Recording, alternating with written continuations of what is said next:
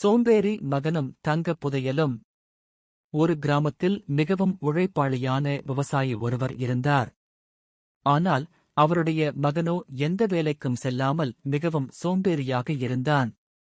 விவசாயிக்கு வயது முதிர்ந்த நிலையில் தன் மகனை எப்படி கரையேற்றுவது என்று கவலைப்பட்டார்.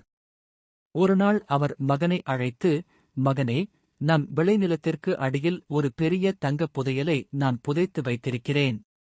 நான் இறந்த பிறகு நீ அதைத் தோண்டி எடுத்துக்கொள் என்று கூறிவிட்டுச் மறைந்தார். தந்தை மறைந்த சில நாட்களில் ஆசை தீர புதையலை எடுக்க நினைத்த மகன் நிலம் முழுவதையும் அடி ஆழம் வரை மிக கடினமாக உழைத்துத் தோண்டினான். ஆனால் ஒரு காசு கூட கிடைக்கவில்லை. ஏமாற்றமடைந்த அவன், தோண்டிய நிலம் வீணாகப் போக வேண்டாமே என்று அதில் விதைகளை தூவினான். அந்த ஆண்டு மழை பெய்து நிலத்தில் முன்னெப்போதும் இல்லாத அளவுக்கு பயிர்கள் செழித்து வளர்ந்தன. விளைச்சலை விற்றதில் அவனுக்கு கோடிக்கணக்கான பணம் கிடைத்தது. அப்போதுதான் அவனுக்கு புரிந்தது, உழைப்பே உண்மையான புதையல், வியர்வை சிந்தினால் மண்ணும் பொன்னாகும்.